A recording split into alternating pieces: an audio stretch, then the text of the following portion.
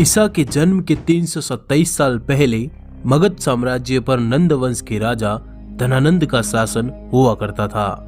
उत्तर में हिमालय से लेकर दक्षिण में गोदावरी तथा पश्चिम में सिंधु से लेकर पूर्व के इतने विशाल मगध साम्राज्य का अधिपति सम्राट धनानंद एक लालची राजा था। धन पर आनंदित होने वाले धनानंद ने अपनी प्रजा पर तरह तरह के कर लगा रखे थे। कहा जाता है कि धनानंद ने इसी धन से 99 करोड़ स्वर्ण मुद्राओं का विशाल भंडार भर लिया था। वह छोटी छोटी वस्तुओं पर बड़े बड़े कर लगाकर जनता से बलपूर्वक धन वसूल करता। परिणाम स्वरूप जनता नंदों के शासन के खिलाफ हो गई। चारों तरफ भय और गुस्से का वातावरण बनने लगा।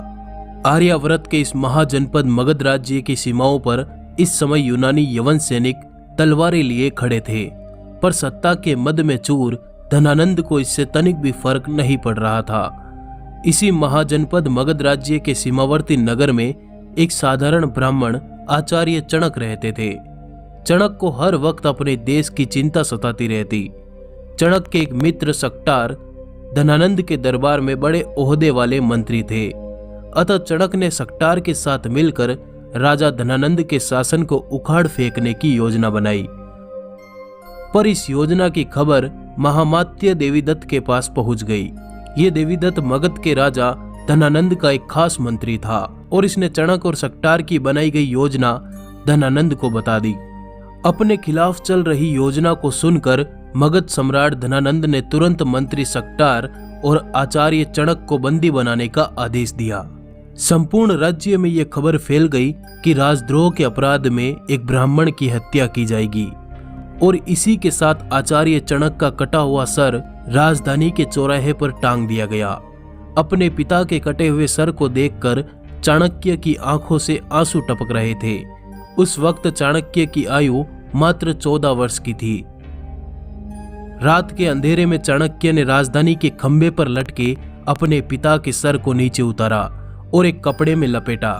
पुत्र चाणक्य ने अकेले अपने पिता का दाह संस्कार किया। तब कौटिल्य ने गंगा का जल हाथ में लेकर शपथ ली कि हे मां गंगे, जब तक हत्यारे धनानंद से अपने पिता की हत्या का प्रतिशोध नहीं लूंगा तब तक पकाई हुई कोई भी वस्तु नहीं खाऊंगा। जब तक महामात्य के रक्त से अपने बाल नहीं रंग लूंगा तब तक अपनी यह शिखा खुली ही रखूंगा। मेरे पिता का तर्पण तभी पूर्ण होगा जब तक कि हत्यारे धनानंद का रक्त पिता की राख पर नहीं चढ़ेगा। हे यमराज, धनानंद का नाम तुम अपने लेखे से काट दो, क्योंकि उसकी मृत्यु का लेख अब मैं खुद ही लिखूंगा। डर था या भय, पर चाणक्य ने महाजनपद मगध साम्राज्य को छोड़कर तक्षशिला की ओर प्रस्थान किया और इसी तक्षशिला में चाणक्य ने अपने ज्ञान के झंडे बुलंद किए। इसी ज्ञान के दम पर चाणक्य तक्षशिला के महाआचार्य बन चुके थे। उनके ज्ञान की ख्याति नगर नगर में फैलने लगी। पर चाणक्य की निगाहें तो मात्र एक वीर को खोज रही थी, एक ऐसे वीर को जो मगध के साम्राज्य की नींव हिलाकर रख दे, एक ऐसा महावीर जो सम्राट धनानंद को मारकर मगध साम्राज्य का महाराजा धीराज बनकर चाणक्य के सपनों को हकीकत में बदलने की कुव्वत रखता हो। और इन्हीं दिनों चाणक्य अपने आश्रम से जंगल के रास्ते तक्षशिला विश्वविद्यालय जा रहे थे। तभी जंगल में कुछ बच्चे राजा प्रजा का खेल खेल रहे थे। चाणक्य की निगाहें उस राजा बने बच्चे पर जाकर रुक गई। चाणक्य को जिज्ञासा हुई ये जानने की कि ये खुले विचार, ऊंची प्रतिभा और महान कदकाठी का ये महावीर आखिर है कौन। चाणक्य उस बच्चे की ओर बढ़ ही रहे थे कि तभी जंगल में एक चीता आ धमका। चीते को देख सारे के सारे बच्चे भाग गए, पर वो राजा बना हुआ वीर बालक झट से अपनी तलवार निकाल चाणक्य और बाघ के सामने दीवार बनकर खड़ा हो गया। चीते के चाणक्य तक पहुंचने से पहले ही वह वीर चीते से भिड़ गया और उसने चीते को धराशायी कर दिया। इस वीर की वीरता से चाणक्य अत्यंत प्रसन्न हुए।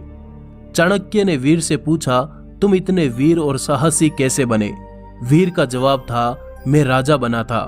राजा का काम अपनी प्रजा की रक्षा करना होता है, इसलिए मैं अकेला ही लड़ा। फिर मुझे मगध के राजा धनानंद से भी तो अकेले ही लड़ना पड़ेगा। चाणक्य ने पूछा, धनानंद से तुम्हें क्यों लड़ना है? वीर ने जवाब दिया, क्योंकि उस क्रूर ने मेरी माता को अपमानित कर मेरी माँ को राजभवन से धक्के मारकर निकाल दिया था। चाणक्य ने वीर से पूछा, तुम्हारा नाम क्या है आर्यपुत्र? वीर का जवाब था, चंद्रगुप्त मौर्य।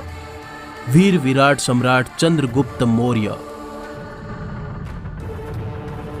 इतने वीर बाहुबली देव पुरुष के इन वचनों को सुनकर चाणक्य भविष्य में झांकने लगे, जहां ये वीर मगध के महाराजा बने बैठे थे। चाणक्य ने वीर से पूछा, इतने महान वीर का गुरु कौन है? वीर का जवाब था, मेरा कोई गुरु नहीं है। तब चाणक्य ने वीर से कहा, मैं भी धनानंद से अपने पिता की मौत का बदला चाहता हूं और तुम अपनी माता के अपमान का। क्यों न ये दोनों नदियां मिलकर एक समुद्र का रूप धारण कर ले। आज से तक्षशिला का ये महाआचार्य चाणक्य तुम्हारा गुरु होगा। वीर चंद्रगुप्त ने चाणक्य को अपना गुरु स्वीकार करते हुए गुरु को प्रणाम किया और इसी के बाद चाणक्य बालक चंद्रगुप्त को किसी अज्ञात स्थान पर ले गई।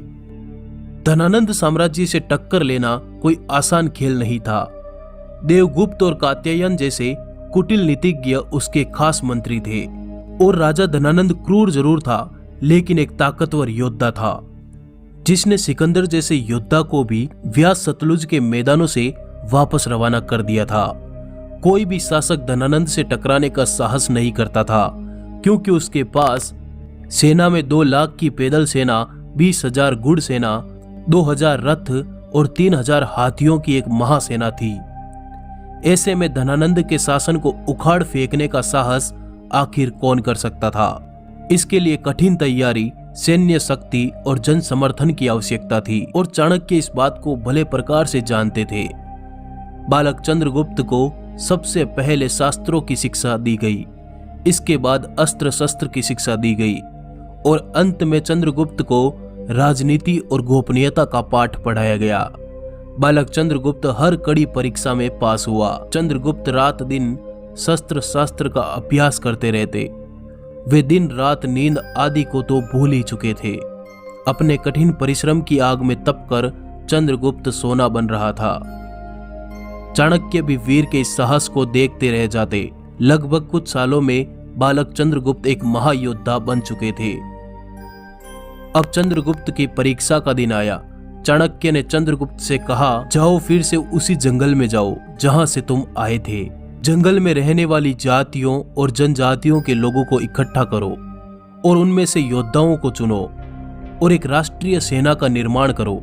आदिवासियों में जन चेतना जागृत करो, उनको संगठित करो, लेकिन ध्यान रहे यह कार्य बहुत ही गुप्त तरीके से करना है। जब यह कार्य संपन्न हो जाए तब तुम मेरे पास वापस आ जाना। चाणक्य को प्रणाम करते हुए चंद्रगुप्त ने कहा, जो आज्ञा गुरुदेव। और चंद्रगुप्त ने अपने तीर कमान उठाए, तलवार को अपनी कमर में खोसा और घोड़े पर सवार होकर फिर से उसी जंगल की ओर चल दिए। अब वे बालक नहीं बल्कि एक युवा योद्धा चंद्रगुप्त महान बन चुके थे।